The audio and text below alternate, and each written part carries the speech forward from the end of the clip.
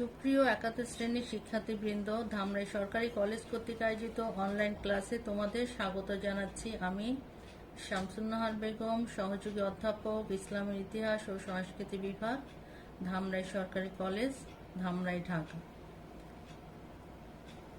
আশা করছি তোমরা সবাই ভালো আছো।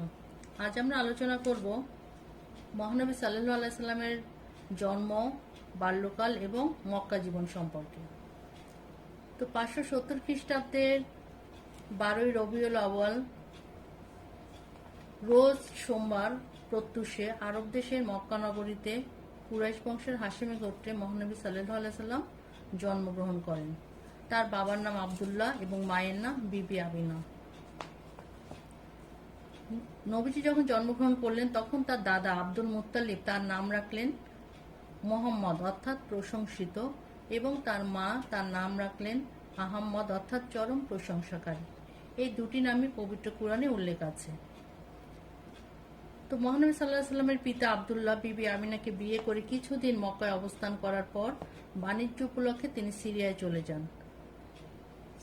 চলে যান।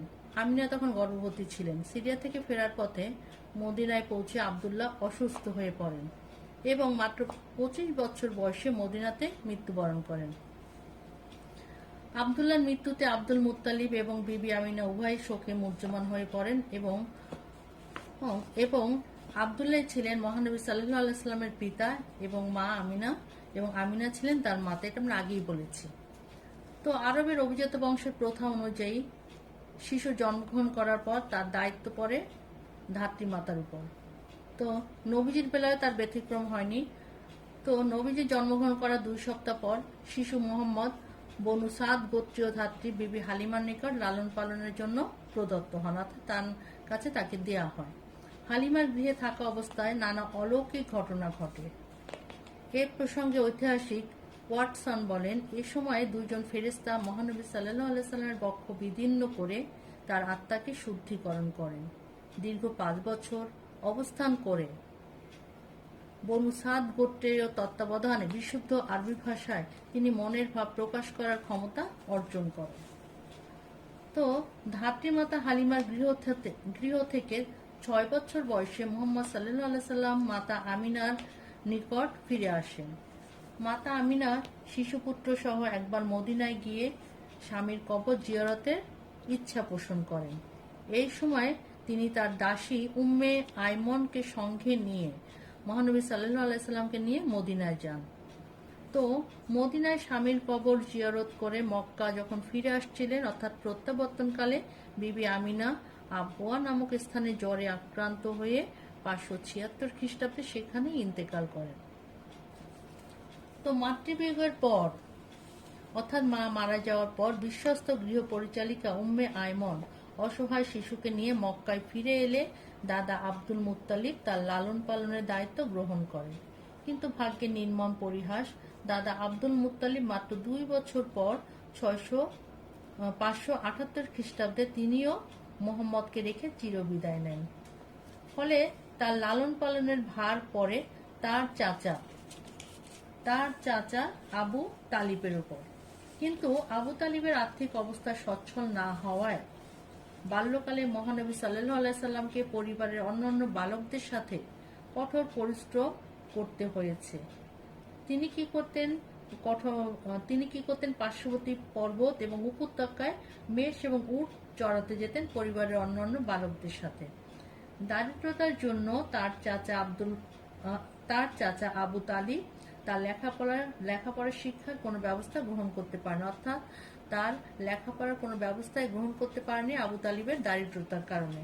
কিন্তু বালক মোহাম্মদ উট এবং মেষ চড়াতেই প্রকৃতির বৈচিত্র্যের চরম পাঠগৃহে শিক্ষার প্রথম সবক গ্রহণ করলেন। বাল্যকাল হতে মহানবী সাল্লাল্লাহু আলাইহি সাল্লাম গভীর চিন্তায় মগ্ন থাকতেন। সবসময় তিনি চিন্তায় মগ্ন থাকতেন। তার স্বপ্ন সমাকুল মুখের দিকে চেয়ে অনেকেই বিস্ময় অনুভব করত। নিপীড়িত মানুষের দুঃখ দুর্দশা তার কোমল হৃদয়কে আঘাত করত এবং তিনি বিচলিত হয়ে পড়তেন।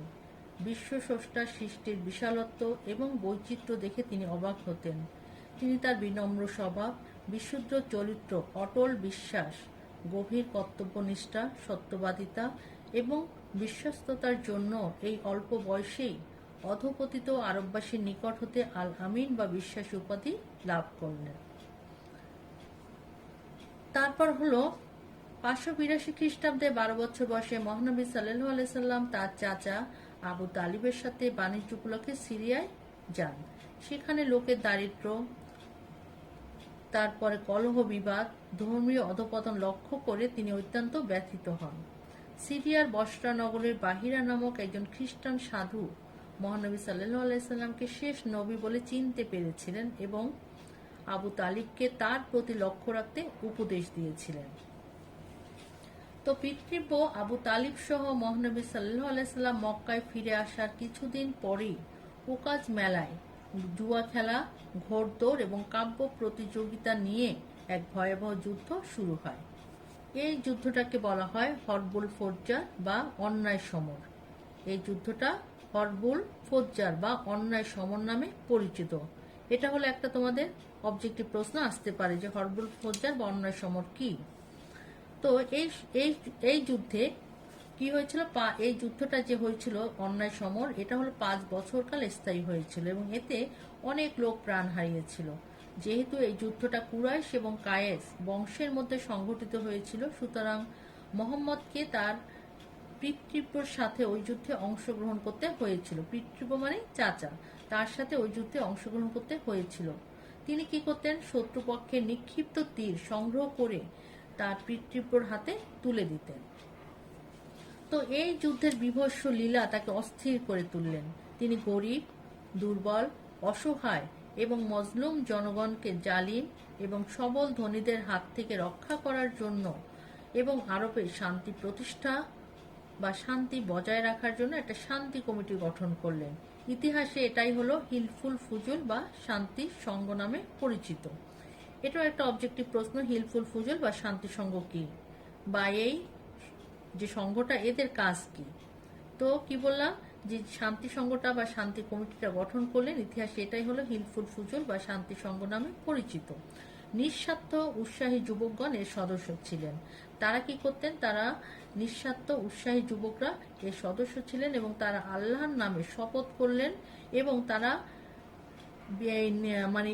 তারা বিভিন্ন কাজ করতেন। বিভিন্ন কাজগুলো কি কি, 1 নম্বর হলো তারা দেশে আইন কানুন বজায় রাখতেন। তারা কি করতেন, আরবের গোত্রসমূহের মধ্যে সকল প্রকার অন্যায় এবং রক্তক্ষয়ী যুদ্ধ বন্ধ করে সম্প্রীতি স্থাপনের চেষ্টা করতেন এবং তারা মজলুম জনগণকে জালিমের হাত থেকে রক্ষা করতেন। তারপর সকল প্রকার অন্যায় অবিচার অবসানের জন্য চেষ্টা করতেন এবং বিদেশি বণিকদের ধন প্রাণের নিরাপত্তা বিধানের চেষ্টা করতেন। এই কাজগুলো এই সংঘের সদস্যরা করত।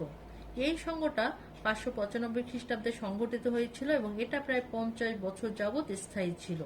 এভাবে মহানবী সাল্লাল্লাহু আলাইহি সাল্লাম মানুষের কল্যাণের জন্য আত্মনিয়োগ করেন এবং তার প্রতিষ্ঠিত হিলফুল ফুজুলি বিশ্ব ইতিহাসের সর্বপ্রথম কল্যাণী সেবা সংঘ। তো এরপর হলো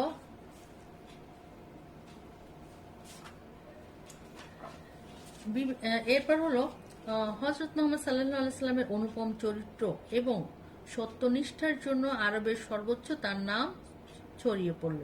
সে সময় মক্কায় একজন ধনাঢ্য বিধবা মহিলা বাস করতেন। তার অতুলনীয় রূপ এবং উৎকৃষ্ট চরিত্রের জন্য আরববাসীরা বা মক্কাবাসীরা তাকে খাদিজাতুত তাহিরা বা নিষ্কলঙ্ক খাদিজা নামে অভিহিত করেছিল। বিবি খাদিজা মুহাম্মদ সাল্লাল্লাহু আলাইহি সাল্লামকে তার ব্যবসায় তত্ত্বাবধায়ক নিযুক্ত করলেন। মুহাম্মদ সাল্লাল্লাহু আলাইহি সাল্লাম বিবি খাদিজাকে অল্প সময় প্রচুর ধন লাভ করে দেন এবং বিবি খাদিজা মুহাম্মদের কর্মদক্ষতায় ও বিশ্বস্ততায় এত বেশি মুগ্ধ হয়ে গিয়েছিলেন যে তিনি নিজেই তার সহচরী নাফিসাকে দিয়ে মুহাম্মদ সাল্লাল্লাহু আলাইহি সাল্লামকে পতিত্বে বরণ করার ইচ্ছা পোষণ করলেন। তো মহানবী সাল্লাল্লাহু আলাইহি সাল্লাম তার চাচা আবু তালিবের অনুমতি নিয়ে বিবি খাদিজাকে পত্নীত্বে বরণ করলেন। ইতিমধ্যে বিবি খাদিজার 2বার বিয়েও হয়েছিল। তো বিয়ে হয়েছিল এবং এই বিয়ের সময় তার বয়স ছিল 40 বছর, আর অন্যদিকে মহানবীর বয়স ছিল 25 বছর। আধুনিক 25 বছর। আধুনিক ঐতিহাসিকদের মতে বা আধুনিক ঐতিহাসিকদের মধ্যে ওয়াট মনে করেন যে মোহাম্মদ সাল্লাল্লাহু আলাইহি সাল্লামের সাথে বিয়ের সময় বিবি খাদিজার বয়স 40 বছরের কম হওয়াটাই স্বাভাবিক ছিল। যা হোক, তাদের এই বয়সের পার্থক্য তাদের দাম্পত্য জীবনে কোনো সমস্যার সৃষ্টি হয়নি, বরং তাদের দাম্পত্য জীবন ছিল মধুর, মানে প্রীতি মধুর ছিল। হযরত মুহাম্মদ সাল্লাল্লাহু আলাইহি ওয়াসাল্লাম দীর্ঘ 25 বছর কাল বিবি খাদিজার সাথে গার্হস্থ্য ধর্ম পালন করেন এবং খাদিজার জীবন দশায় তিনি অন্য কোনো পত্নী গ্রহণ করেননি।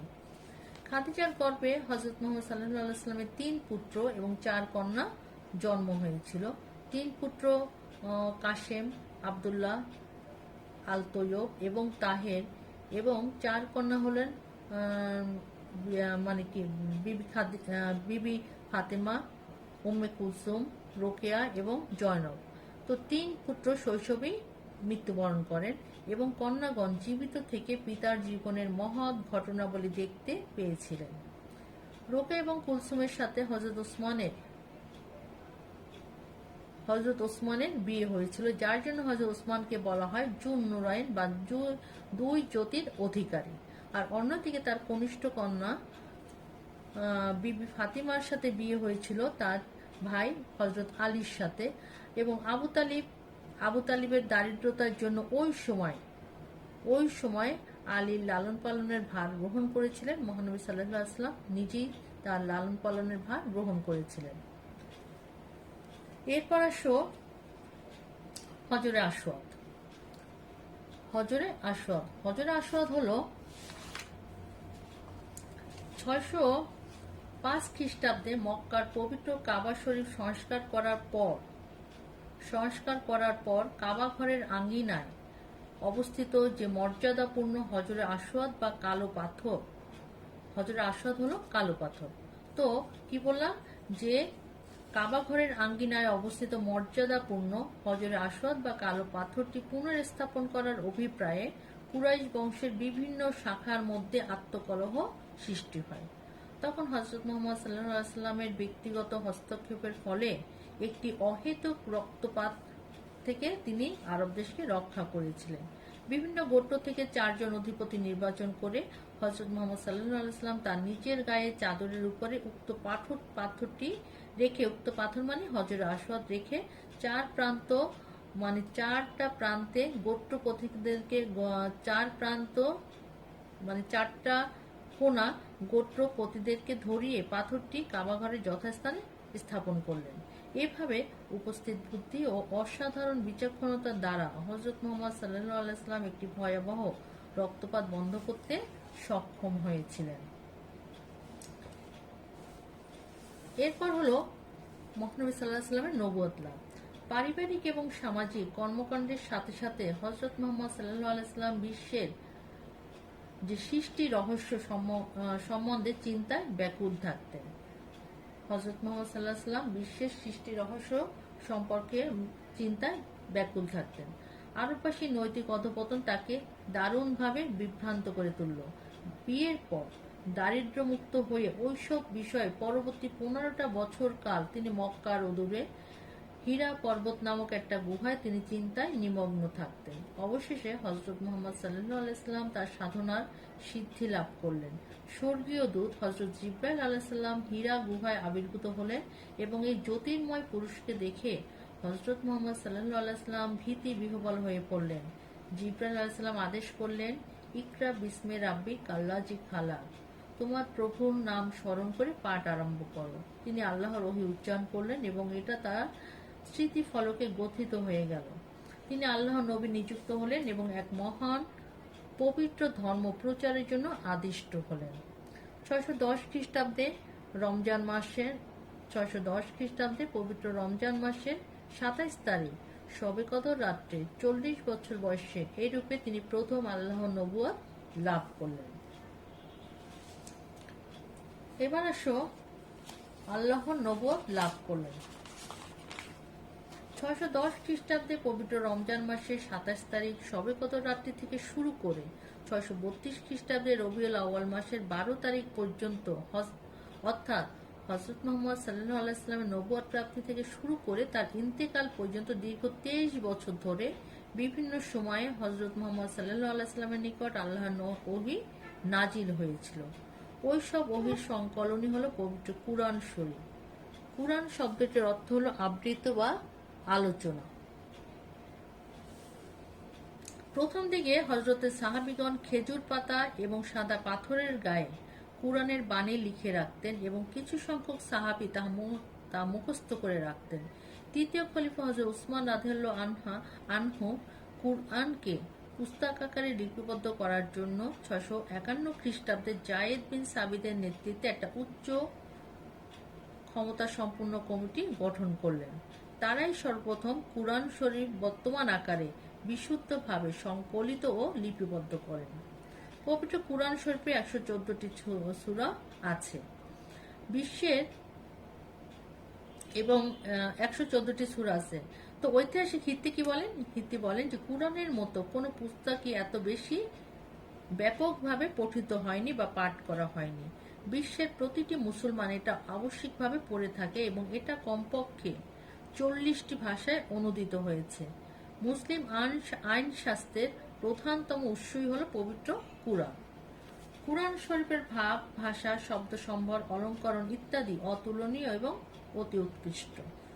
সর্বশ্রেষ্ঠ আরব কবিগণ দীর্ঘদিন আপ্রাণ চেষ্টা করেও এর সমতুল্য একটা চয়নও রচনা করতে পারেননি। কুরআন নিঃসন্দেহে আল্লাহর প্রেরিত বাণী। কুরআন নাজিল হওয়ার সুদীর্ঘ 1400 বছর অতীত হলো, কিন্তু তার একটি অক্ষরও আজ পর্যন্ত পরিবর্তিত হয়নি এবং কিয়ামত পর্যন্ত এটা অপরিবর্তিত থাকবে। কোনো মানবের পক্ষে এর কোনরূপ পরিবর্তন করা সাধ্যাতীত। হযরত মুহাম্মদ সাল্লাল্লাহু আলাইহি ওয়াসাল্লাম ব্যক্তিগত জীবনে যখনই কোনো সমস্যার সম্মুখীন হয়েছিলেন তখনই ওহী নাজিল হয়েছে। কাজেই এটা পার্থিব ও আধ্যাত্মিক জীবনের পথপ্রদর্শক। এটা একটা নির্দিষ্ট কালের, একটা নির্দিষ্ট জাতির, নির্দিষ্ট দেশের জন্য নয়। এর সংবেদন বিশ্বের জন্য সামগ্রিক ও সার্বজনীন এবং কুরআনের স্বীকৃতি চিরন্তন এবং চিরস্থায়ী। তো আমরা আজ যতটুকু ক্লাস নিলাম বা আমরা যতটুকু আলোচনা করলাম, এর মধ্যে আমরা জানতে পারলাম মহানবী সাল্লাল্লাহু আলাইহি ওয়াসাল্লামের জন্ম, তার পিতা মাতার নাম, পিতৃবিয়োগ এবং মাতৃবিয়োগ কিভাবে হয়েছে, তিনি সিরিয়া গমন করে কি দেখেছেন, তারপর হরফুল ফুজ্জার এবং হিলফুল ফুজল নামক যে সংঘটা তিনি গঠন করেছিলেন, বিবি খাদিজার সাথে তার যে বিয়ে হয়েছিল এবং হজরে আসওয়াদ বা কৃষ্ণ পাথর সম্পর্কিত যে ঘটনা আছে, কিভাবে নবুয়ত লাভ করেছিলেন এবং কিভাবে তিনি কুরআন শরীফের বিভিন্ন আয়াতকে সংরক্ষণ করেছিলেন প্রথম দিকে। তো এর পরবর্তীকালে আমাদের যেটা আছে, ইসলাম প্রচার, নির্যাতন ভোগ করেছিলেন, অর্থাৎ ইসলাম তিনি যে নবী হয়েছিলেন বা তিনি যে আল্লাহর মানে কি বলা যায় যে আল্লাহর যে ধর্মপ্রচার অর্থাৎ ইসলাম ধর্ম প্রচারের জন্য তিনি যে আদিষ্ট হয়েছিলেন, তিনি যে নবী হয়েছিলেন, তারপর তিনি যখন ইসলাম ধর্ম প্রচার করতে গেলেন তখন যে নির্যাতন ভোগ করেছিলেন এবং কুরাইশটা কি কারণে তাকে নির্যাতন করত, কুরাইশদের বিরোধিতার কারণ কি, এবং বিরোধিতা করার পরে তিনি কি করেছিলেন, নব্য মুসলমানদের আবিসিনিয়া পাঠিয়ে দিয়েছিলেন। এই ঘটনাগুলো আমরা পরবর্তী ক্লাসে আলোচনা করব। আজকে আমাদের ক্লাস এই পর্যন্তই শেষ। তোমরা সবাই ভালো থেকো এবং নিয়মিত ক্লাস করো।